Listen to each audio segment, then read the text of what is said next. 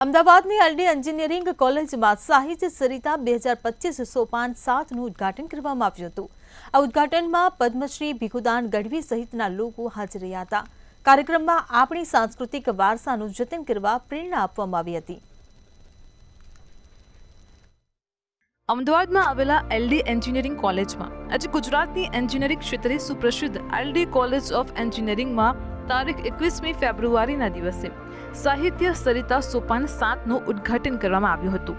આ ઉદ્ઘાટન સમારોહમાં પદ્મશ્રી ભીખુદાન ગઢવી, યોગેશ ગઢવી તથા પૂજ્ય અપૂર્વ મુનિ સ્વામી સહિતના લોકો હાજર રહ્યા હતા। એન્જિનિયરિંગ કોલેજમાં ટેકનિકલ ફેસ્ટ થતા હોય તેની સાથે સાહિત્ય સરિતાએ એકમાત્ર એવો ફેસ્ટ છે જે આપણા સાંસ્કૃતિક અને સાહિત્યિક વારસાને જીવંત રાખવા અને જાળવવા માટે તથા વિદ્યાર્થીઓને આપણા સાંસ્કૃતિક વારસાનું જતન કરવાની અને જાણવાની પ્રેરણા આપે છે।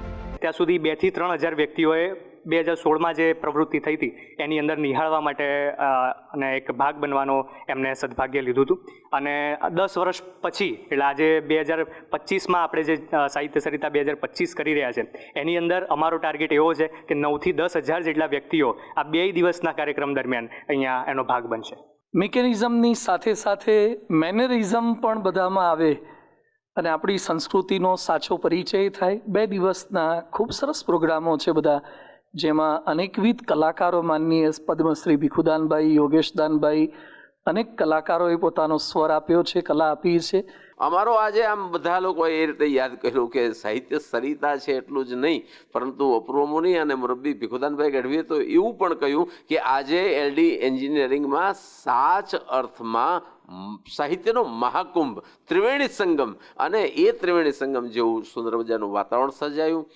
યુવા વિદ્યાર્થીઓ જે છે એને પણ કાર્યક્રમની શરૂઆત કરી અને ખૂબ સુંદર મજાના ગુજરાતી લોકસાહિત્યના લોકગીતો, ચારણી છંદો, દુહાઓ આ બધી રજૂઆત કરી અને મૂળભૂત રીતે આપણી લોકસાહિત્યની પરંપરાની જે વાતો।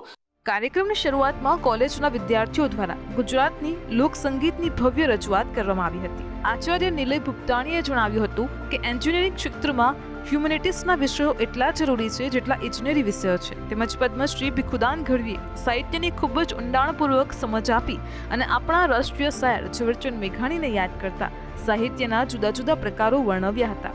ત્યારબાદ પૂજ્ય અપૂર્વ મુનિ સ્વામીએ તેમના પ્રવચન દરમિયાન પ્રયાગરાજમાં યોજાનાર મહાકુંભ પર અને આપણી ભારતીય સંસ્કૃતિ ઉપર પ્રકાશ પાડ્યો હતો। તેમણે વેદો અને ઉપનિષદોની ચર્ચા કરતા વર્ણવ્યું કે પૌરાણિક વેદોમાં રહેલી ખૂબીઓ અજોડ અને અનંત છે તથા વિદ્યાર્થીઓને દરરોજ પુસ્તક વાંચવાના ફાયદા તથા તેની આદત પાડવા જણાવ્યું હતું। સુમન ઠાકોર, મંતવ્ય ન્યૂઝ, અમદાવાદ।